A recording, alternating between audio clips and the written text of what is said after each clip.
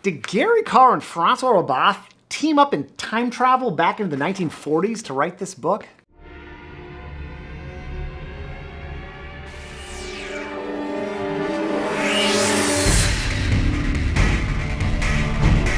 We've been getting pummeled by the rain here in San Francisco, but the sun finally came out, so we're taking William for a little walk. Come on, boy. I've been having such a good time digging into the works of George Bornoff.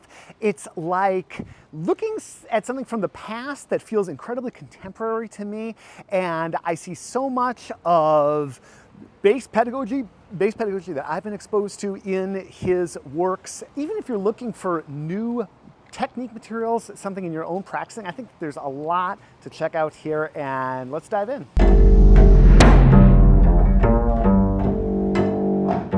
George Bornoff.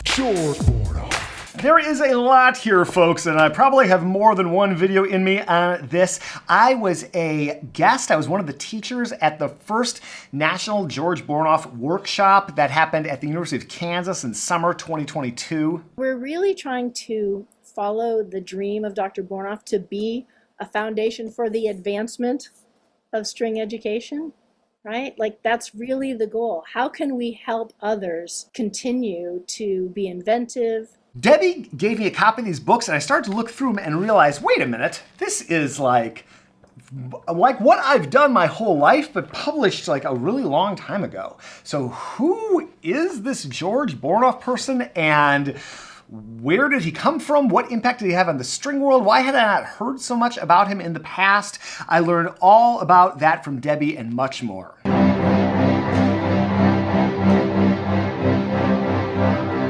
In Canada, George is born immediately thereafter. 1916, George starts studying violin with a guy by the name of Gus Hughes, who is a conductor of a local theater orchestra at the time.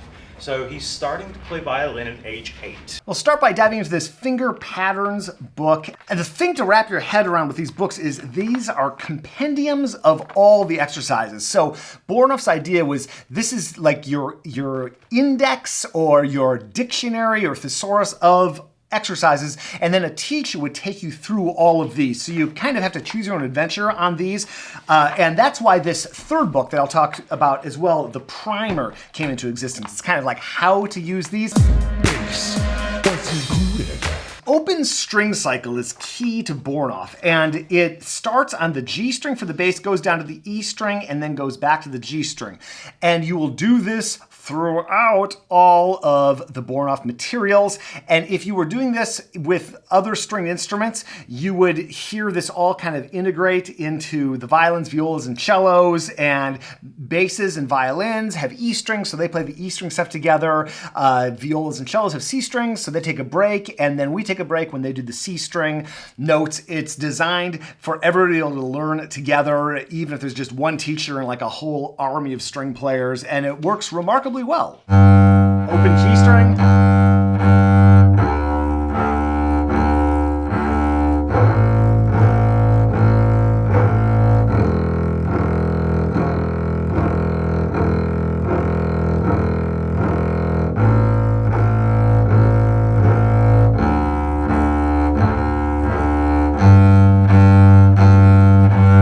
Using about a third of the bow down here near the frog. Debbie talked about this a lot at the workshop, about where to be in the bow. And again, this is not explained in great detail in these books. The primer has a little bit more info on this, but we bass players do not need to be, or in my opinion, should be using our entire bow for these prep exercises. And then you go from 4 notes to 3 notes.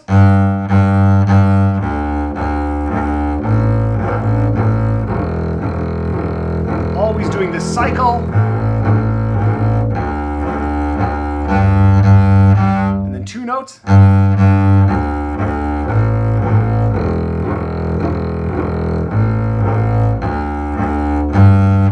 Finally, 1 note. And it's cool to work all the way across the bass from the very beginning like this. It's surprising to people that we play on all 4 strings and double strings, even the bass, right? Slow bow. And that we use détaché in all parts of the bow, right? We work really purposely at bow division and bow placement, and then we do a stopped bow staccato, which is not so much about performance staccato as it is about building that draw for the détaché stroke. And then we do a bounced bow at the frog. And people are like, oh, you don't do it at the balance point? Why would you do it at the frog? Because it's easier, right? And it's really fun. So why would you hold back that just totally fun way of playing, right, from students? Well, you're not ready for that yet. That's like saying you can't have purple till you can draw with red and blue separately really well. These foundational, fundamental bow strokes are explored early on, and we have detached strokes using the full bow, we have sustained notes, we have spiccato early on, and that's one of those things that you might not be expecting if you learned in a different way, but it's really something that's great to get started going with early. It's kind of like how with the Roboth approach, one of the things that I love about that is how it makes thumb position much less scary, and I think that Bornoff has a similar approach in terms of where you're exploring on the instrument, and then also some of these bow strokes and other foundational, fundamental principles that are introduced much earlier than you might see in other methods. He decides in 1931 he wants to be a teacher. And like any teacher, you need certifications. And so he goes to the Winnipeg Normal School, the Winnipeg Normal Central School. And he spends 2 years there. He gets his degree. Adding in rests, adding in sustained notes. So we got lift, lift, the opposite, starting up bow, and then going to 2 notes, rest, rest, rest, rest, getting to sustained notes. Now we're using a little bit more of the bow.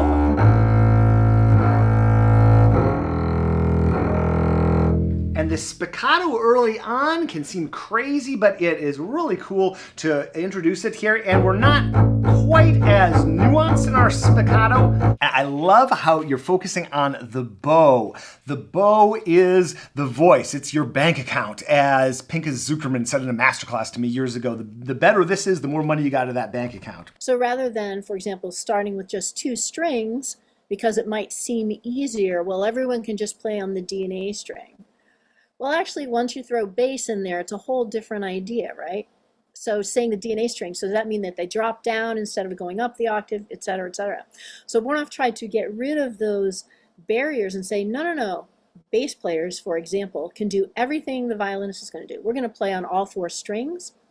We're going to play in major and minor and other modes. We're going to learn how fingering works overall, rather than learning just the D major scale, for example. Playing on all 4 strings lets you feel, not only hear, but feel that instrument vibrate, and you're really working on learning how to draw the sound out. We use the analogy of drawing with a pencil or a pen or a crayon a lot, right? Because if you push too hard, it gets stuck, right? Rips the paper. But if you pull across the paper with an even draw, you get the same quality of stroke, right? And children understand that because they use pencils and pens and crayons. Then we get into these finger patterns, pattern diagrams. He was so cool with his finger patterns. Now, welcome to the confusing world of bass, especially when you're trying to incorporate it into the world of violin, viola, cello. Everything's so big, we're shifting much earlier, and we're tuned in fourths, so that presents its own challenges. Bornoff works through this, and so these patterns that he lays out here, these might not seem quite as neat and tidy as they do on violin, but nothing really does when you look at bass. But there is a beautiful logic to them, and as soon as I started to wrap my brain around the patterns, I realized, oh yeah, this is a really cool way for introducing intervallic training all over the instrument. Pattern number 1 is this. Pattern 2 is like a minor scale. Pattern 2. Pattern number 3.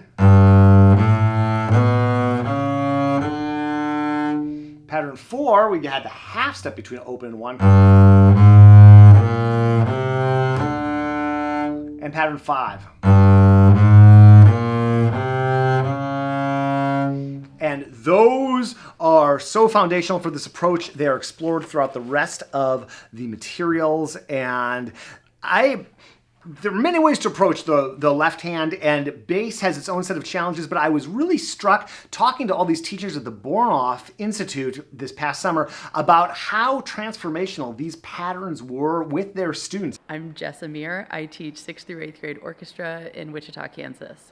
From my perspective as a bass player, I've definitely used a lot of fingerboard mapping techniques that I used with private students across the board in my orchestra classes as well, just so that kids have a better idea of navigation and can problem solve because they have a wider set of where pitches can be found on the fingerboard, so they can access all kinds of material without having to make unnecessary shifting or poor fingering choices. So we start to go through these patterns again in the string cycle and going up and down each string. These are great endurance exercises, tone exercises, just general technique exercises. I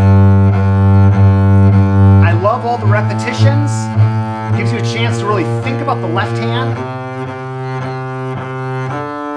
and give yourself something to do that's active in the right hand.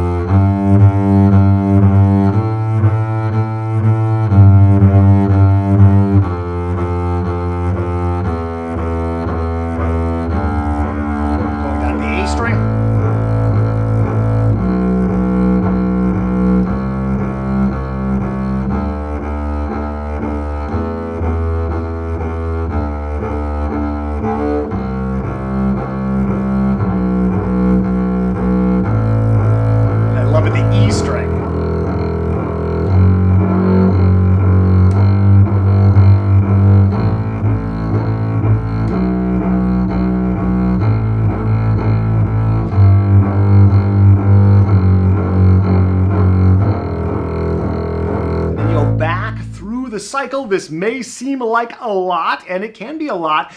Be sure to take breaks, listen to your body, know your body. Don't push yourself too beyond your limits or beyond your comfort zone, certainly. But I find this to be great for tone, endurance, just general technique, and going over and working this stuff on the E string. By the time you get back to the G string, oh, it's this feeling of lightness. You know, I always thought it just took kids months to develop the perfect bow hold, you know, before you could ever put the bow on the string. Well, it does take some time, but they're actually developing the perfect bow hold while they're pulling the bow on the string. And in doing that, they're producing sound and they're hearing themselves play and they're feeling successful. Bornoff talked about making sure that we start with large motions, uninhibited motions, right?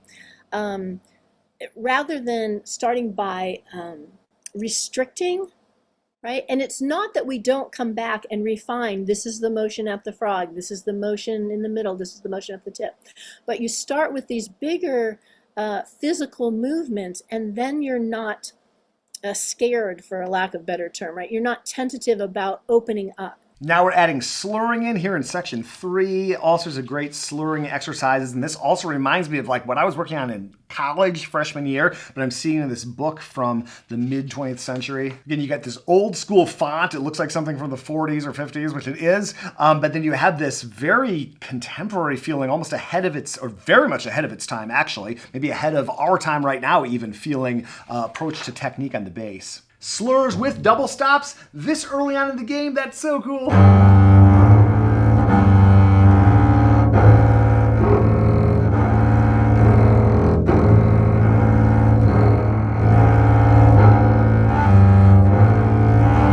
And like sextuplets?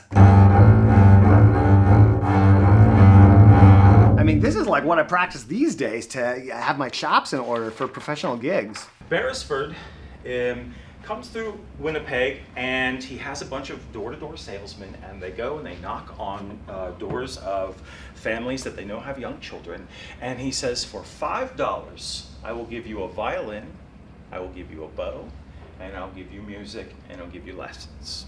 And Beresford puts all the children that he collects, and it's hundreds of children, hundreds. He puts them in classes of 10, and he teaches violin. This is unheard of. Teachers all throughout Winnipeg are looking at this guy like he's a fraud, it's a scam. And yet Bornoff is looking at Beresford's work and thinking, Beresford is producing a high quality product with 10 students in a room. I can't even do that with one. Bornoff starts traveling all over the United States, as far up as Maine, as far down as Florida. He's in Texas, he's in Washington State, he's in Kansas, he's in Wisconsin, he's all over the place between 1945 and 1949. And all of his talks, he's talking about the Bornoff rapid violin method, the rapid method, which I think is very interesting. He's proclaiming, number one, that he's got a new method. Number two, it's a shortcut, right? It's a way to teach students faster than the traditional methods that are being done. So this is the second level. That's what George Bornoff says here.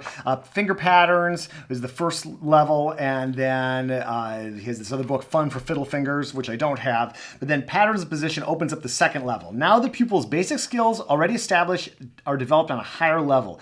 When the student completes these two levels of instruction, he is ready to enter the field of advanced study. And I think that's true. It's remarkable the skills that you get when you just by going through these two books. So you want to go beyond the note D on the G string? Well, here we go. Patterns and positions. Using the octave harmonic. Then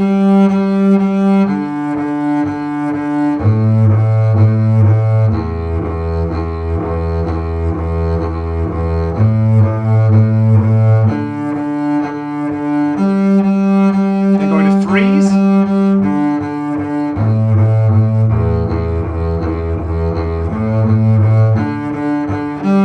Twos.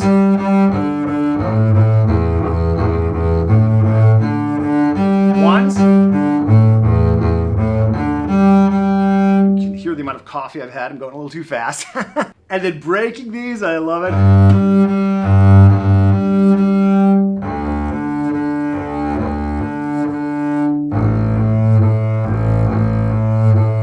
Now we're starting to get these shifting from the first, second, and third positions to that harmonic.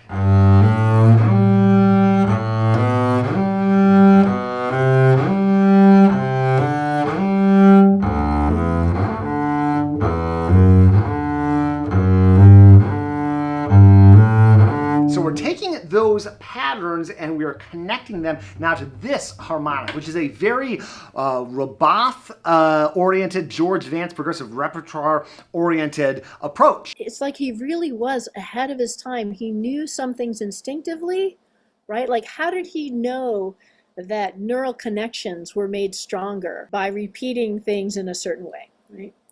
Well, he was very influenced by the greater educational conversation that was happening during his day. He's not just reading about music teaching. He's reading about psychology and philosophy. My name is Melissa Mendez.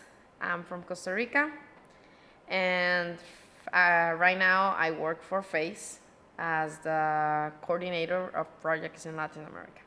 Most of the times, even when it's a project that is for social impact, the kids that doesn't study or that they have more difficulties, they stay back and eventually they quit, or the systems throw them out. So the idea that everyone can progress at their own rhythm, even in a group setting, for me it's great, it's amazing, it's magic.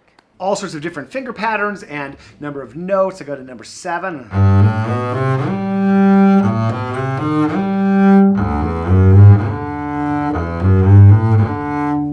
Now we're getting some thumb position here. So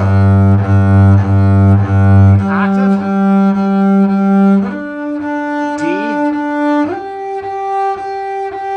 gives me a lot of progressive repertoire, not exactly, but a lot of commonalities in terms of introducing these major anchor points and going across all the strings in this is something that I'm not super used to seeing in methods. But I love how this just kind of logically builds into more advanced repertoire for the bass and certainly solo music for the bass. Very cool. Combinations of scalar and harmonics.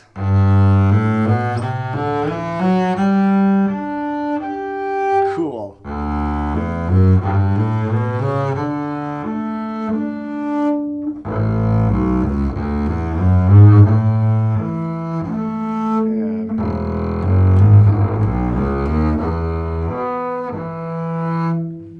Nice. And then doing it the other direction, which is very cool. Get that mirror. My name is Jacob Hermsen, and I'm a viola player, and I live in North Carolina and work in North Carolina. I have my own private string studio, and I give workshops and clinics at schools and universities for violin to viola and just the viola, to promote the viola as the instrument. And I'm using Bornoff in my private teaching for all my students. It's attractive to me in a sense that it gives the students a lot of flexibility in their playing. The fact that it just starts with the open string cycle, that they become very flexible with using open strings in all kinds of ways when it comes to different bow strokes, different bowings, slurs, spiccato, détaché, staccato, in such a short amount of time. And then to have already abilities which it technically only would achieve after a couple of years of playing. I think that's one of the main advantages when I work with this approach. These tonal patterns, so skips of a fourth.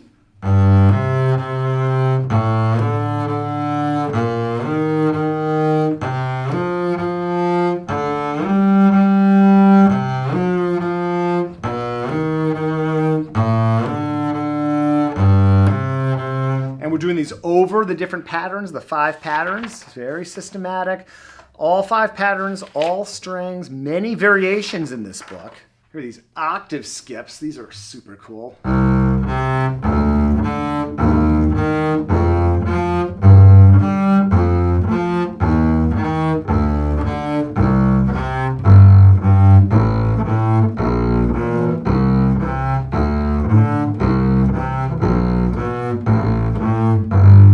Wow, 1948, folks. We're doing broken octaves now, so we're getting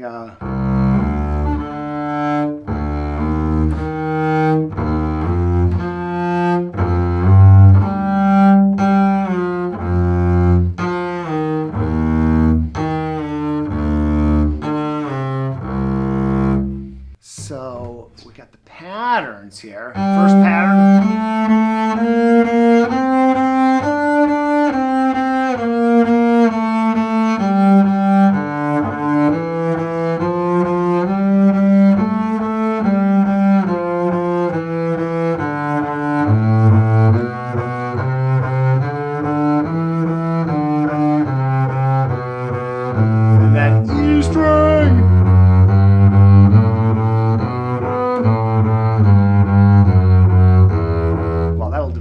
Position chops in a hurry. We don't say, well, that skill would be too difficult, so we're not going to teach it. The private teacher can do that. Adjacent finger shifts, scales, arpeggios, minor scales, etc. It's all broken down into manageable bites. And the scaffolding is amazing, where you can have one student playing a finger pattern in first position, another student at the same time playing it with one finger shifts, right?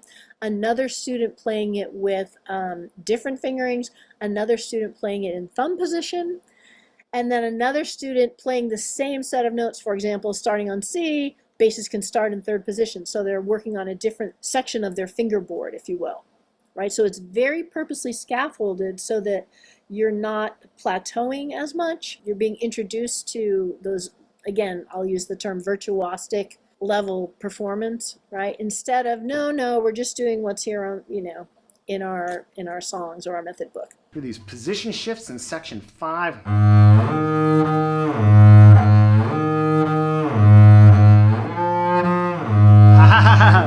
Hello, Gary Carvon. Exercise.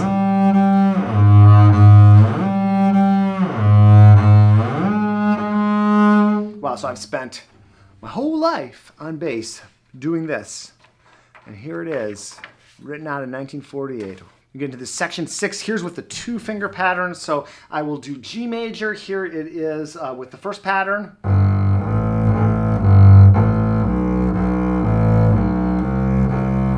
Using open strings.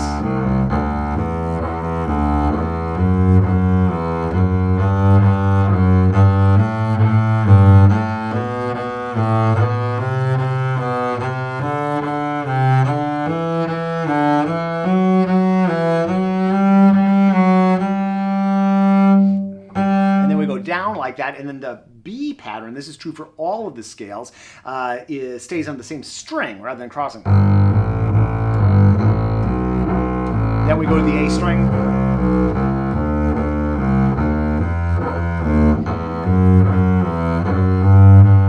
And this will stay on the D string.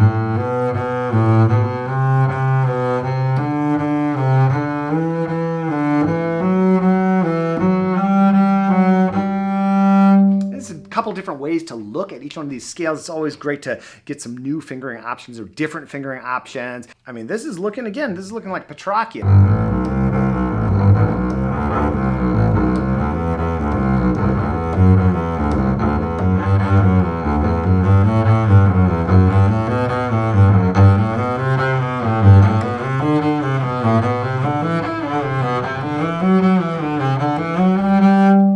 Practiced that kind of stuff my whole life. Had no idea that Bornoff was doing this back in the 40s. Like I said, these are kind of appendixes of all the possible things you can do. It can seem overwhelming. So if you're trying to figure out how to teach that, that's where this book comes into play. This is the primer. This is definitely great if you want to learn about the why behind all of this. So get into the philosophy, the process, and more about Bornoff and his vision for string education. He really was one of the string teaching pioneers of his time, or really of the profession. Kind of formalized string teaching, and specifically string teaching in a classroom environment. Talks about why we do these cycles. So again, you can just do it, it works. But if you want to learn more about the why, this book is excellent. Yeah, really cool approach, and I have been really finding it helpful in my own playing. That's a bit about the Bornoff approach. I have found it really helpful in my own playing and in my teaching, and I can't wait to have even more basses find out about this. And check out what we've got linked up here for more on learning on your double bass. Bornoff, George Bornoff, he was so cool with his finger patterns. Bass was included, just like violin, viola, and cello. We weren't the weird outsiders. He really liked bass. He liked it good. George Bornoff, he was from Canada, but he took the world by storm.